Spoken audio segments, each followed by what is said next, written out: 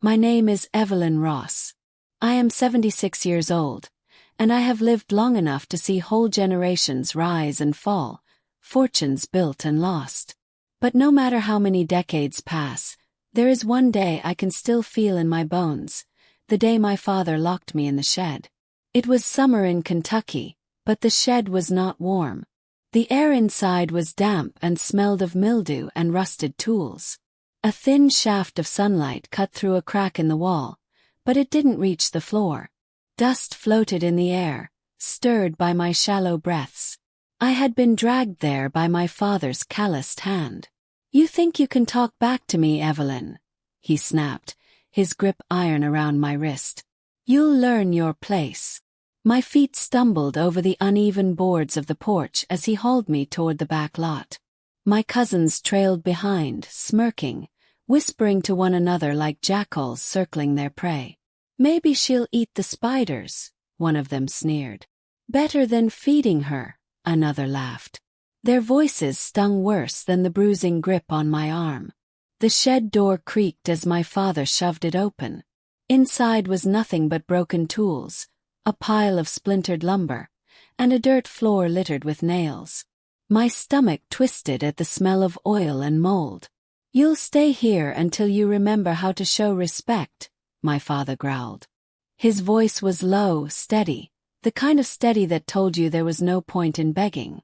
"Please, Dad," I started, but his hand clamped tighter around my arm. "No," he shoved me inside, his shadow blocking the sun for a moment before he slammed the door. The padlocks snapped into place with a finality that echoed in my chest. I pressed my palms against the wood. "Dad, please, I'm sorry." My voice cracked. From the other side came his voice, sharp and cold. "You'll get no supper tonight. Maybe hunger will teach you." Then his footsteps faded. At first I stood frozen, listening. I could hear my cousins outside, their voices high and mocking. "Hope she likes the rats. Maybe we'll slip her some crumbs if she begs. She deserves it." Their laughter swelled, filled with delight at my suffering. I pressed my forehead to the door, tears slipping hot down my cheeks. I wasn't just hungry, I was humiliated. Cast aside like garbage by my own father while the children of his siblings, children who had always been treated better than me, watched and celebrated. The shed grew darker as the sun dipped lower.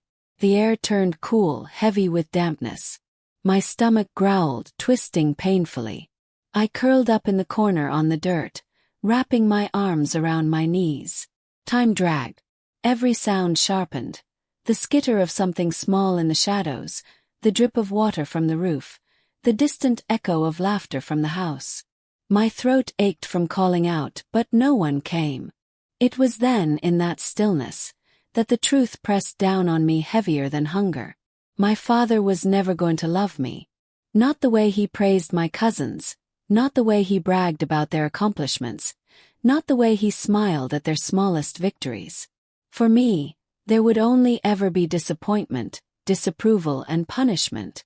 That realization cut deeper than the hunger.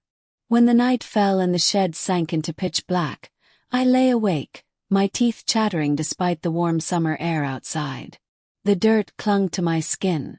My stomach knotted until I felt dizzy. I thought of my cousins sitting around the dinner table, their plates piled high, laughter spilling into the night air. I thought of my father, sitting tall at the head of the table, acting as if locking his daughter in a shed was discipline instead of cruelty. And I thought of myself, trapped, forgotten, humiliated. Something hardened in me then, in the quiet of that night. I whispered into the darkness, my voice barely audible, but real all the same. "One day I'll take it all back."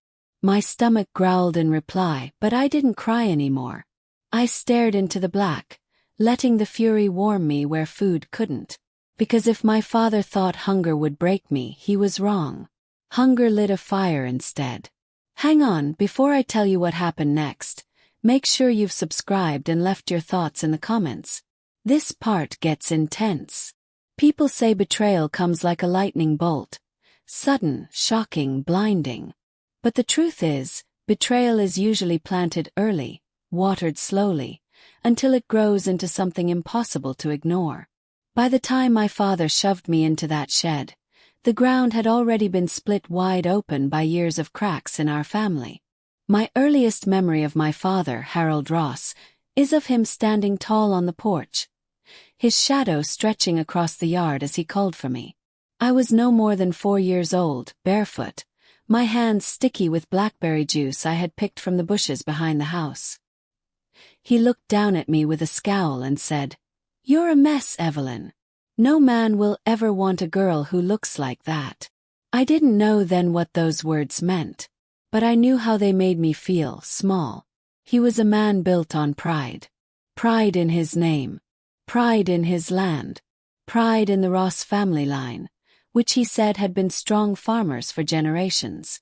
But that pride never extended to me.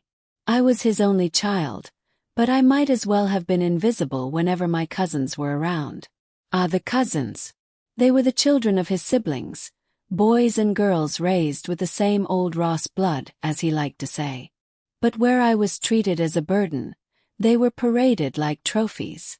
When my cousin Thomas made the soccer team, my father shook his hand like he was a grown man.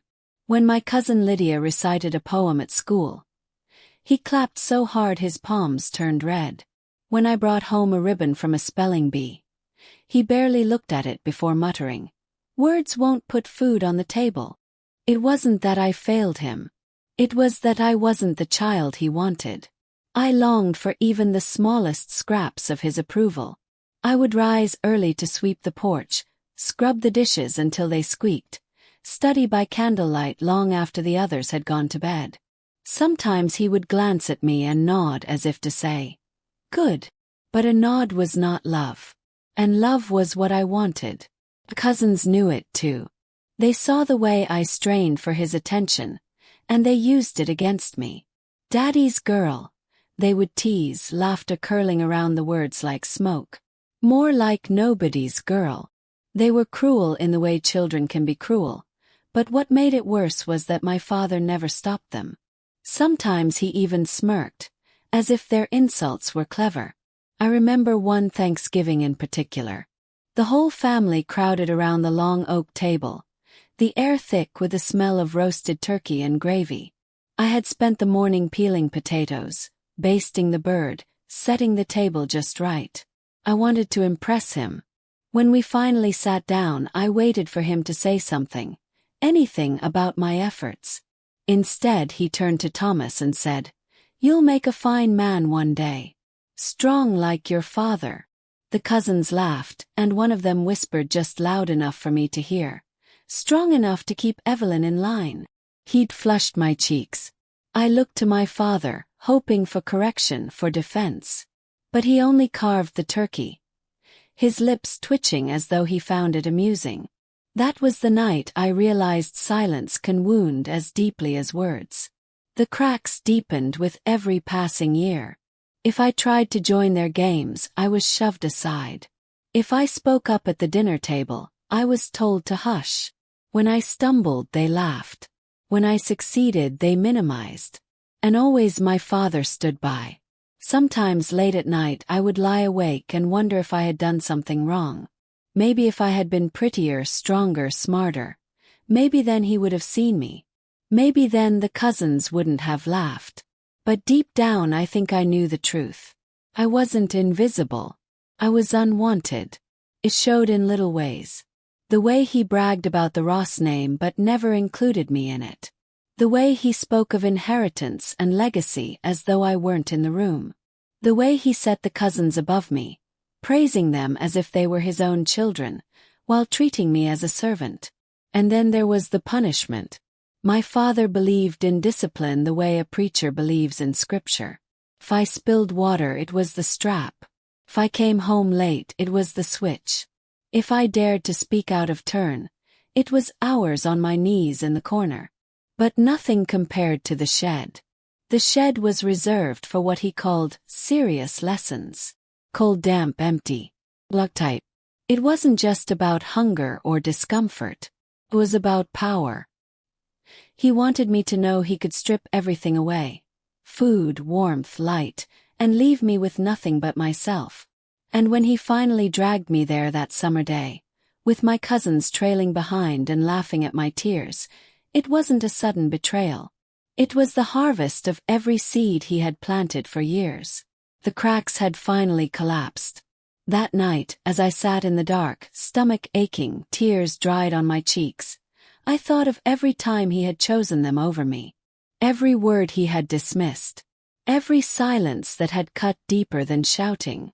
And I thought of how my cousins had laughed, safe in the knowledge that they would never know what it was to be locked away like that.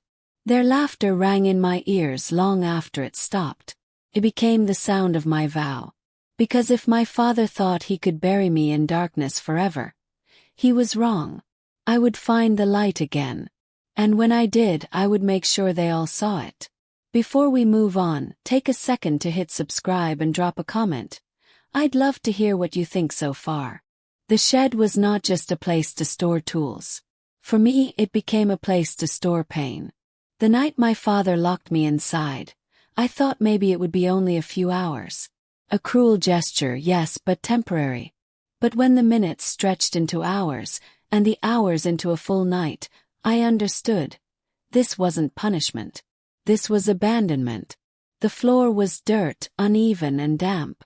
Rusted nails littered the corners, glinting faintly in the thin slice of moonlight that leaked through a crack in the wall. I huddled near the center, knees to my chest, shivering though the air was thick with summer heat. My stomach gnawed at itself. At first, the hunger was sharp, twisting, biting. But as time passed, it dulled into something worse. A hollow ache that made me feel like I was dissolving from the inside out. My lips dried. My throat ached. Every swallow felt like sandpaper. I listened for footsteps outside, but the only sounds were the croak of frogs and the occasional burst of laughter from the house. Cousins. They had eaten supper that night, no doubt piling their plates high while I sat in the dark. They had gone to bed with full bellies and easy dreams. And I, their blood, their kin, was left to rot in a shed like a stray dog. At one point I thought I heard their voices outside. The crunch of gravel, the stifled giggles. I pressed my ear against the door, holding my breath. She's probably crying in there. Bet she'd lick our boots if we brought her a crust. We should leave her. Dad'll open it when he's good and ready. Their laughter faded as they walked away, but the sound stayed. It filled the shed long after they were gone, echoing louder than my heartbeat. I whispered to myself, trying to drown them out. Stay awake. Stay strong. But my voice sounded thin, weak, like it didn't belong to me anymore. The second day was worse. The heat of the sun pressed down on the roof, turning the air thick and stifling. My skin stuck to the dirt floor. Sweat rolled down my back. I tried to sip the dampness from the walls, but it tasted of rust and mold. I banged on the door until my fists ached, until my throat was raw from shouting. Please, let me out. But no one came. And I realized something. My father wanted me to suffer. He wanted me hungry, desperate, broken. To him this was not cruelty. It was control. By nightfall I felt myself unraveling. My body trembled from weakness. My vision blurred. My thoughts drifted to strange places. Flashes of my mother, gone too soon, her face soft in memory. I wondered what she would say if she saw me like this. Would she weep? Would she rage? Would she tell me to endure? I whispered to her in the dark. I wish you were here. I wish someone was here. Silence answered. The third day I stopped fighting. My hands were too swollen to pound on the door anymore. My voice was too hoarse to call out. I curled on the floor, cheek pressed against the cool dirt, letting the darkness close in. Hunger no longer clawed at me. Instead, it wrapped around me like a fog, numbing everything. And in that numbness, a thought came. Maybe this was it. Maybe this was all my life would be. Suffering, silence, shadows. I wanted to give up. But then I heard the laughter again. It was faint, carried by the wind, but it was unmistakable. My cousins outside, carefree, mocking the girl locked in the shed. Their joy was my agony. Their comfort was my hunger. And suddenly something inside me snapped. Not the fragile snap of breaking, but the clean, sharp snap of steel hardening. If my father wanted me weak, if my cousins wanted me humiliated, then I would survive despite them. If they thought they could bury me in hunger and darkness, then I would claw my way out and make sure they remembered it. I pressed my palm against the dirt, forcing myself to sit up, my body shaking. "One day," I whispered, my voice raspy but steady. "One day I'll take it all. Everything you think belongs to you. I'll take it back." That vow became my anchor. When the door finally creaked open on the fourth day, the sunlight stabbed my eyes like knives. My father stood there, arms crossed, face hard as stone. "Learned your lesson?" he asked. I wanted to spit at his boots. I wanted to scream the truth. But I didn't. I forced myself to nod, silent, my lips cracked from thirst. He grunted, satisfied, and stepped aside. My cousins stood behind him, smirking. "She looks like a stray mutt," one said. "Maybe she'll behave now," another laughed. I walked past them slowly, my body weak but my heart burning with fire. They thought they had broken me. They thought my silence meant defeat. But silence was not surrender. It was strategy. Because in that shed, stripped of food, dignity, and love, I found something they could never take from me. Resolve. Before we go any further, click subscribe and let me know in the comments. What would you have done in my shoes? Survival is its own kind of revenge. 4 years after the shed, I survived. I carried the hunger in my bones, the humiliation in my chest, and the vow in my heart. My father thought he had taught me a lesson, but the only lesson I learned was this: never forget. I didn't forget the dark. I didn't forget the taste of my own tears. I didn't forget the laughter of my cousins outside the door. They grew up confident, entitled, certain the Ross name and money would always be theirs. And why wouldn't they? My father praised them at every turn. They were paraded as heirs, while I was kept in the background, told to cook, clean, and keep quiet. But I kept my ears open. I listened when he talked about the land, the acres passed down from his father, the barns filled with equipment, the savings he guarded in the bank. I listened when my uncles and aunts bickered over shares, when the cousins whispered about what they'd buy when Harold Ross died. And little by little, I pieced together the truth. The real power in this family wasn't in their approval. It was in the inheritance. The Ross estate was not just money. It was legacy. To be written into that will was to matter. To be written out was to disappear. I was meant to disappear. But I had other plans. As a teenager, I learned to keep my head down. Let them think I was small. Let them think I was beaten. I took their scraps, their insults, their dismissals, and I stored them away like coins in a jar, waiting for the day I could cash them all in. I worked harder than any of them. While my cousins wasted afternoons bragging about their futures, I studied the land. I memorized the property lines, the way the soil drained after rain, which fields were richest and which barns were sound. I asked quiet questions about taxes, deeds, and debts, pretending it was idle curiosity. When I turned 18, I got a job in town, a simple bookkeeping position. My father scoffed. "Numbers won't save you, Evelyn. Ross men build, they don't count." But I knew better. Numbers tell the truth that pride hides. And through those numbers, I began to understand how fragile his pride really was. The Ross estate wasn't as solid as everyone believed. There were debts, loans, quiet arrangements made with the bank to keep appearances. My father never spoke of them to the family, but I saw them, copied the figures. I understood where the cracks were. That was when my vow shifted. It wasn't enough to survive. I wouldn't be content with merely escaping his shadow. I would take the legacy he guarded so fiercely. And I would do it in front of every cousin who had ever laughed outside that shed. Years passed. My father aged, though his tongue stayed sharp and his fists stayed heavy. My cousins married, had children, lived lives built on the assumption that they would inherit land, money, security. I remained in the house, quiet but watchful. One evening when I was in my 30s, I overheard my father speaking with his lawyer. "She's nothing," he muttered, his voice gravelly with age. "The cousins deserve it all. They carry the Ross name. She doesn't." My blood ran cold, but my resolve burned hotter. That night I pulled out the notebooks I had been keeping for years, records of his debts, his transactions, his boasts, his cruelty. Pages and pages of proof that while he worshipped the Ross name, he had rotted it from within. The inheritance wasn't just wealth. It was leverage. And if he thought he could cut me out, then I would make sure that when the time came, the entire family would see who Harold Ross truly was. I began preparing quietly. I saved every paycheck. I built a small nest egg of my own. I read books on wills, trusts, and estate law from the library.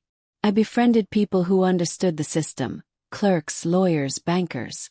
Always listening, always learning.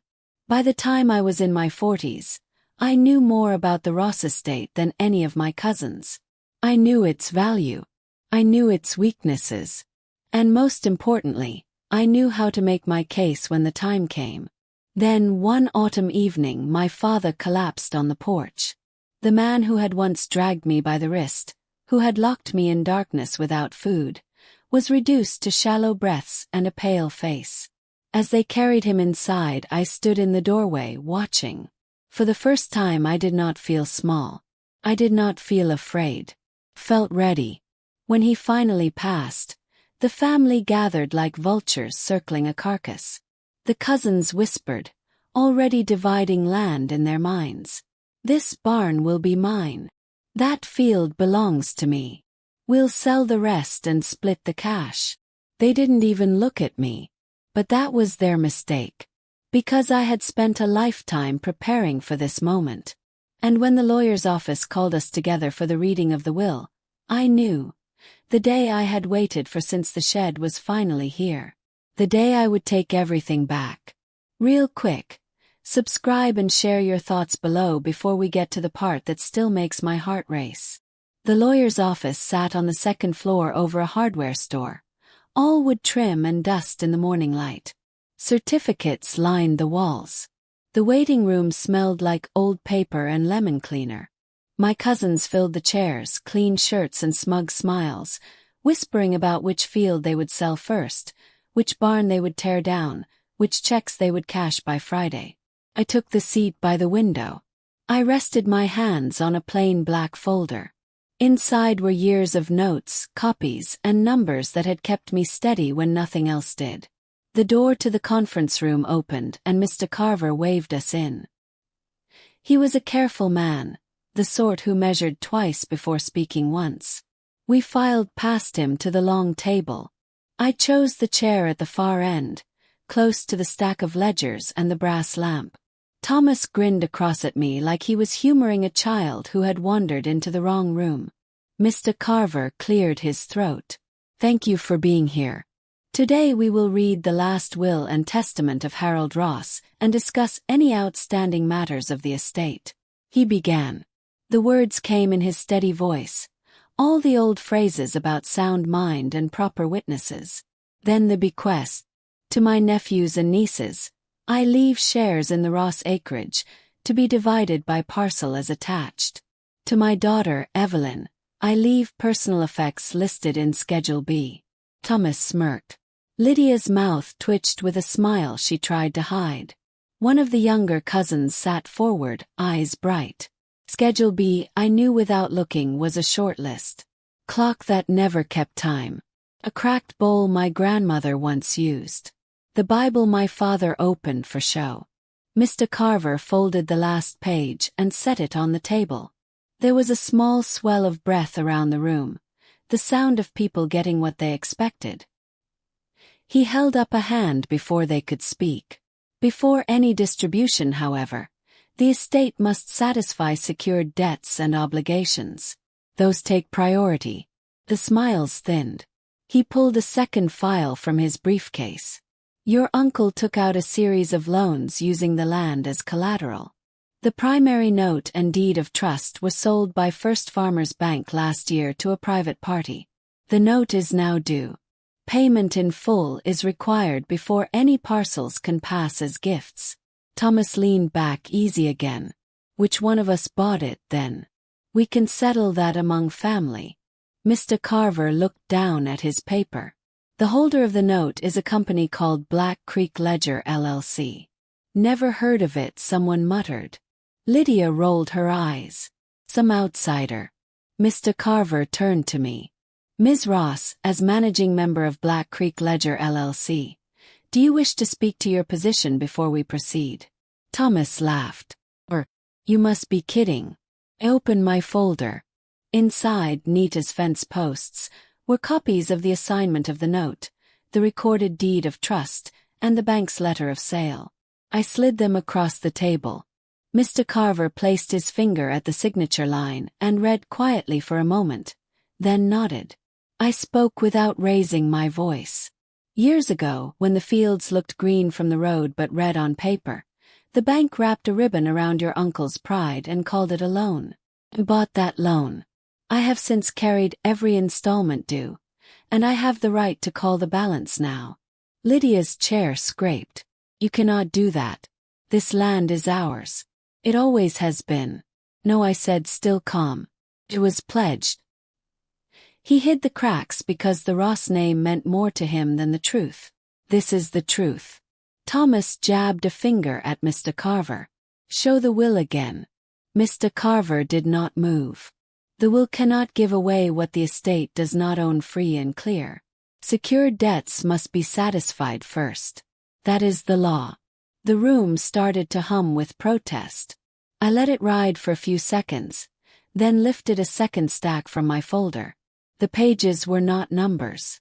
They were words I had written long ago in a tight hand that had learned to be steady. Before we argue about titles, I would like you to understand why I am here. Silence fell the way it does when the ground shifts under people's feet. I looked from face to face. You laughed outside the shed. You remember the summer heat and the sound of the lock and the way hunger sounds when it takes a girl's voice away. You told yourselves it was discipline. You told yourselves I deserved it. You learned to smile when I was small because he smiled too. Mr. Carver's pen stilled. Lydia's jaw set hard. Thomas started to scoff and then stopped when he realized no one was smiling with him. I am not here to ask you to believe a story. I brought proof of the numbers because numbers do not flinch. But I am also going to say the thing none of you said then. What he did to me was cruelty. What you did was join the choir. I set the pages down and did not read them. I did not need to. The room could hear the shed without my voice pushing it. Mr. Carver cleared his throat softly. The estate's debt position is clear. Question is remedy. Ms. Ross, as creditor, what do you intend? I had practiced this answer for half my life. Black Creek Ledger will accept a deed in lieu of foreclosure on all pledged acreage, equipment and structures. Upon recordation, there will be no foreclosure sale, no public auction, no sheriff at the gate. The estate will retain only personal effects not pledged. That means there will be no parcels left to divide as gifts. Lydia's hand flew to her mouth. You would take everything. I looked at her. You took everything first. You took my name in my own house and turned it into a joke. You took my place at the table and traded it for a corner on the floor. You took the sound of my hunger and called it a lesson. I'm taking it back. Thomas lunged for bluster. We will contest. We will drag this through court. We will tell every neighbor you stole from your own blood. Mr. Carver tapped the deed of trust with his pen. You can contest the will if you wish. The debt is not a bequest. It is a contract that predates your uncle's death and is secured by record. Courts do not set aside math because cousins are angry. The room sagged a little, the way a barn does when one beam is cut and the others feel the weight for the first time. I slid one last paper across the table, smaller than the rest. It was a letter on plain white paper. Ink faded a little at the edges where I had folded and unfolded it while I waited for this day. It is a directive for what happens next. Mr. Carver scanned it and glanced at me as if to ask whether I was certain. He nodded. He passed copies around. The directive was simple. Upon transfer, I would place the land and the main house into a trust named for the mother I barely remembered. The Westfields would be leased to families at a rate they could afford, with profits paying for a free pantry in town.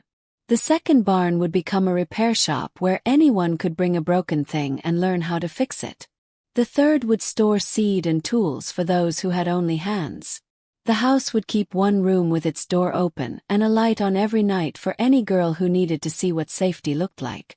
Thomas stared at the paper like it was written in a language he did not understand. Lydia's eyes filled, not with pity, but with the sudden taste of a life not guaranteed to her anymore. "This is not revenge," I said, though the words sat there between us like iron. "This is a correction. You used the Ross name to raise yourself up while you looked at me from a porch and laughed.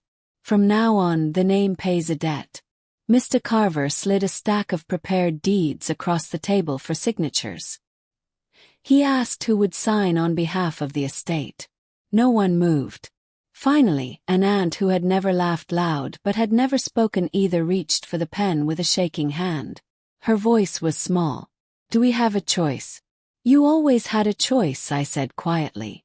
"This is what it looks like when a choice comes back around." They signed. The room filled with a flat whisper of paper against wood and the tiny click of a pen cap. When it was done, Mr. Carver stamped and dated and made 3 neat piles. He handed one to me, one to his clerk, and kept one for the file. "That is the legal part concluded," he said, voice softer than when we began. The family did what families do when a story ends in a way they did not expect. They scrambled for scraps of the old language. Someone told me I was heartless. Someone called me ungrateful. Someone tried a brittle laugh that sounded like glass. Thomas said big words like contest and appeal that sounded small in that room. I stood. I gathered my folder. I looked each of them in the eye as I lifted my bag from the chair. When I reached the door, I turned back once, because there was a sentence I had carried as long as the figures, one that fit best at the end. "You told me hunger would teach me respect." It did. It taught me to respect the girl you locked in the dark. It taught me to respect the voice you refused to hear. It taught me to respect the math that said I could build something none of you could take. You taught me everything I needed to take this back. No one followed me into the hallway.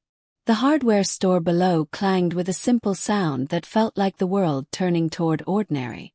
I stepped out onto the street. The sky was bright and plain and good. I walked to the corner, turned toward the bank, and filed the papers that made what I had said real. Word spread the way truth does. Slow at first, then all at once.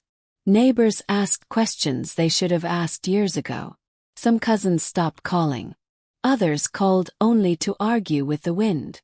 A few people came by the house at dusk and stood quietly on the porch, hands in pockets, looking toward the west fields as if they could already see crops that had not yet been planted.